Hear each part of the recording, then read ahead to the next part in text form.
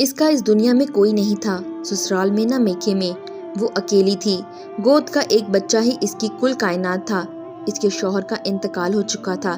اس نے اپنے پیچھے ایک چھوٹے سے مکان کے علاوہ کوئی چیز نہیں چھوڑی، مکان بھی قیمتی نہ تھا۔ شوہر کے انتقال کے صرف 1 مہینہ پہلے اس کی گود ایک خوبصورت بچے سے بھری تھی۔ چنانچہ شوہر کی وفات کے بعد اس کی ساری توجہ اپنے ننھے بچے کی طرف مرکوز تھی۔ ماں کی تمام تر کوششیں صرف اس مقصد کے لیے وقف تھیں کہ کسی طرح اپنے بچے کو پڑھا لکھا کر بڑا آدمی بنائے۔ وقت کے ساتھ اس کا بچہ کچھ بڑا ہوا اور اسکول میں داخلہ لینے کے قابل ہو گیا۔ وہ دن اس کے لیے انتہائی خوشی کا دن تھا جب وہ اپنے بچے کو پہلی دفعہ اسکول لے گئی۔ دن گزرتے رہے اور ماں نہایت مستعدی کے ساتھ اپنے بچے کو اسکول پہنچاتی رہی۔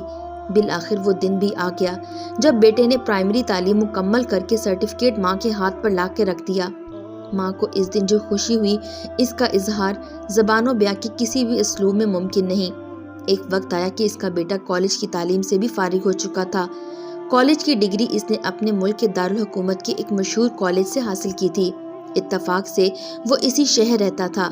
ایک غریب ماں کے لیے واقعی یہ بڑی خوشی کی بات تھی کہ اس کا بیٹا گریجویٹ ہو گیا۔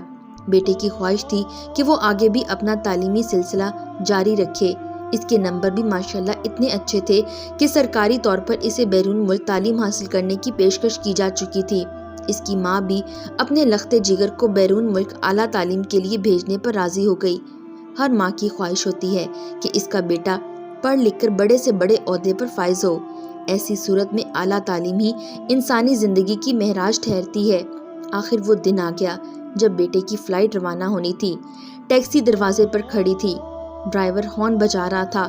ماں اپنے لخت جگر کو تیار کر کے دروازے سے باہر نکلی۔ ٹیکسی کا دروازہ بند ہوا اور پھر چند ہی لمحے میں وہ ٹیکسی ماں کی آنکھوں سے اوجھل ہو کر ہوائی اڈے چلی گئی۔ ماں کو بیٹے کی جدائی سے بے حد صدمہ پہنچا۔ وہ گھر کے اندر گئی، بستر پر لیٹ گئی اور سسکیاں لے کر رونے لگی۔ بیٹا بیرون ملک پہنچ چکا تھا۔ اس زمانے میں ٹیلی فون اور انٹرنیٹ کی سہولیات نہیں تھیں۔ دور پردیس میں بسنے والے لوگوں کے لیے اپنے وطن یا گھر سے رابطے کی فقط ایک ہی سہولت تھی، یعنی ڈاک۔ ماں کو پڑھنا لکھنا نہیں آتا تھا۔ وہ پڑوسیوں کی منت سماجت کر کے بیٹے کے نام خط لکھواتی۔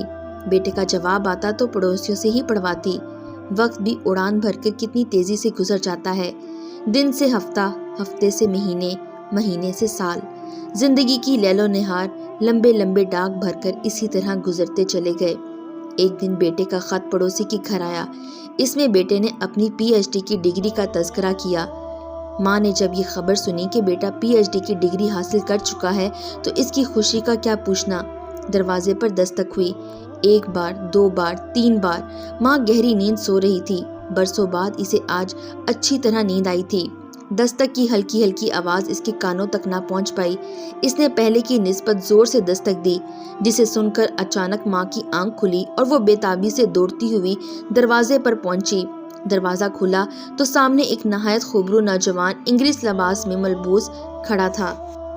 ماں نے یکدم بیٹے کو سینے سے لگا لیا۔ پھر کیا تھا، بیٹا بھی آنسو بہا رہا تھا اور ماں کے تو آنسو رکنے کا نام ہی نہیں لے رہے تھے۔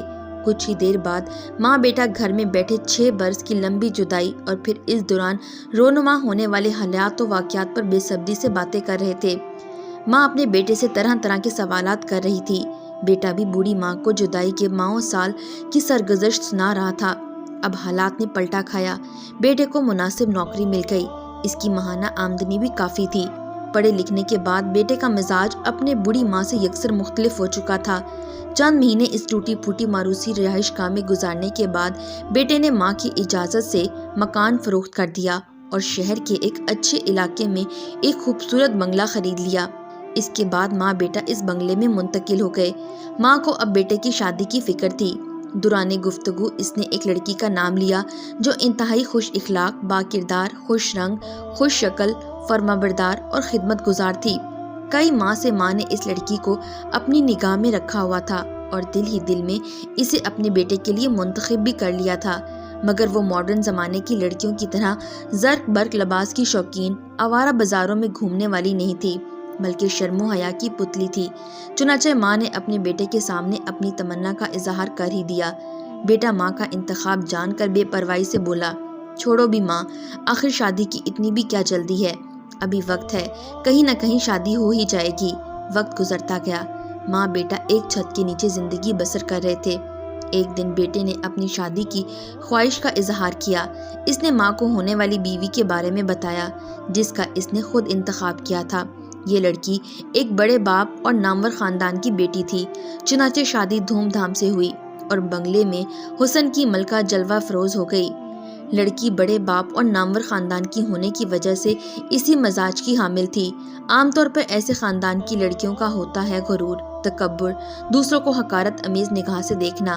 بیٹا جب بھی بوڑھی ماں سے اپنی بیوی کے بارے میں پوچھتا کہ بیوی کا اس کے ساتھ کیسا رویہ ہے، وہ میری عدم موجودگی میں تمہاری خدمت کرتی ہے یا نہیں، تو ماں کا صرف ایک ہی جواب ہوتا، اچھی بہو ہے بیٹا، میرے ساتھ عزت و احترام سے پیش آتی ہے۔ ماں بیٹے سے بہو کے بارے میں یہ سب اس لیے کہتی تاکہ بیٹے کے جذبات کو ٹھیس نہ لگنے پائے اور گھر کا ماحول نہ خراب ہو۔ یہ سلسلہ چلتا رہا۔ بیٹا بھی اب ماں سے زیادہ دلچسپی نہیں لے رہا تھا۔ آفس سے آتا، بیوی سے بات چیت کرتا، کھا پی کر سو جاتا اور صبح ڈیوٹی پر روانہ ہو جاتا۔ یہی اس کا روز کا معمول تھا۔ آہستہ آہستہ اس کے دل سے ماں کی محبت زائل ہوتی گئی۔ نوبت یہاں تک آ پہنچی کہ اسے رات دن کبھی ماں کا خیال بھی نہیں آتا تھا۔ ایک دن وہ آفس سے دوپہر کو واپس آ گیا۔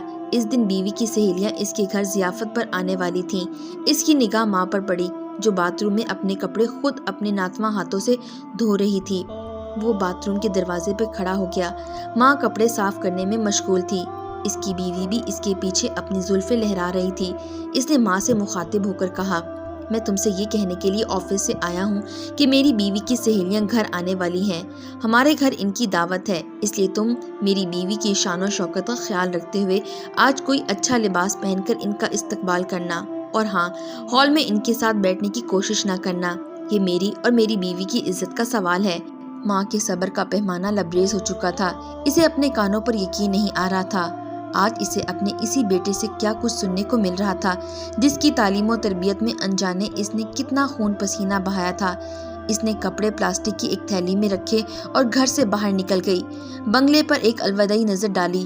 اس کے آنسو ٹپک پڑے، پھر اس کے دل سے آہ نکلی اور زبان سے یہ جملہ نکلا، اللہ تجھے معاف کرے بیٹا، اللہ کی قسم میں نے تیری اور تیری بیوی کے لیے ہمیشہ بھلائی کا کام کیا ہے۔ اللہ کی قسم مجھے یاد نہیں ہے کہ میں نے تیری بیوی کو کبھی کسی قسم کی تکلیف دی ہو۔ اللہ تم سب کو معاف فرمائے بیٹا۔ اور پھر وہ نامعلوم منزل کی طرف چل پڑی۔ کہ مہینے بیت گئے۔ بوڑھی ماں کبھی اس کے در پر، کبھی اس کے در پر، کبھی ایک کے گھر، کبھی دوسرے کے گھر اپنی زندگی کے دن گزارتی رہی۔ وہ گائے بگائے لوگوں سے اپنے بیٹے کی خیریت بھی دریافت کرتی رہتی تھی۔ دن گزرتے گئے، بہو بیٹا ماں کی یاد سے غافل ہوتے چلے گئے۔ اب انہیں بھول کر بھی ماں کبھی یاد نہیں آئی۔ اس واقعے کو کئی سال گزر چکے تھے۔ اچانک بیٹے کو کوئی بیماری لاحق ہوئی۔ دیکھنے میں تو عام سی بیماری لگ رہی تھی۔ ایک کلینک کا ڈاکٹر علاج میں کامیاب نہ ہو سکا تو اس نے اسے ہسپتال میں داخل ہونے کا مشورہ دیا۔ بیوی نے اسے ہسپتال میں داخل کرا دیا۔ ادھر ماں کو کسی نے بیٹے کی نازک حالت کے بارے میں بتایا تو وہ تڑپ اٹھی۔ اس نے فوراً ٹیکسی کرائے پہ لی اور ہسپتال پہنچ گئی۔ ماں آخر ماں ہوتی ہے۔ ماں کی ممتا اور اس کی محبت کی مثال اس دنیا میں کہاں مل سکتی ہے۔ بیٹے کی بیماری کے بارے میں جب سے سنا تھا بے چین ہو گئی تھی اور بیٹے سے ملاقات کے لیے تڑپ رہی تھی، مگر بہو کے کہنے پر ہسپتال کے اسٹاف نے اسے بیٹے سے ملنے نہ دیا۔ ایک مدت تک ہسپتال میں علاج چلتا رہا، پھر ڈاکٹروں نے کہا مریض کو گھر لے جائیں اور وہیں علاج کریں۔ گھر میں علاج چلتا رہا مگر علاج میں کوئی خاص کامیابی نہیں ہوئی۔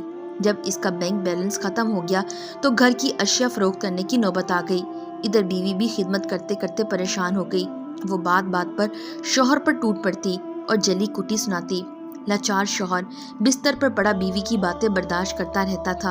ایک دن بیوی نے غصے میں آ کر کہا، بس بہت ہو گیا، جب سے میں تمہارے گھر میں قدم رکھا ہے مشکلات اور پریشانیوں کی چکی میں پس رہی ہوں۔ کچھ دنوں تک تمہاری ماں کو جھیلتی رہی، اب تمہاری بیماری جھیل رہی ہوں۔ اب میرا اور تمہارے ساتھ نہیں نبھ سکتا، مجھے طلاق چاہیے۔ تم نے سنا نہیں کہ میں کیا کہہ رہی ہوں؟ مجھے طلاق چاہیے، آج اور ابھی طلاق چاہیے۔ بیوی کی باتیں سن کر یوں لگا اس نے میرے چہرے پر آہنی تھپڑ رسید کر دیا ہے۔ اس نے بیوی کے مطالبے پر فوراً طلاق نامہ تیار کروایا اور طلاق ہو گئی۔ طلاق کے بعد اس کی صحت دن بدن گرنے لگی۔ اب اسے اپنی ماں کی یاد ستانے لگی۔ گرتی ہوئی صحت اور مفلسی میں اسے اپنی ماں کی ضرورت بہت شدت سے محسوس ہوئی۔ روئے زمین پر صرف ایک ہی ہستی تھی جو اسے زندگی کی طرف لا سکتی تھی، اور وہ اس کی ماں تھی۔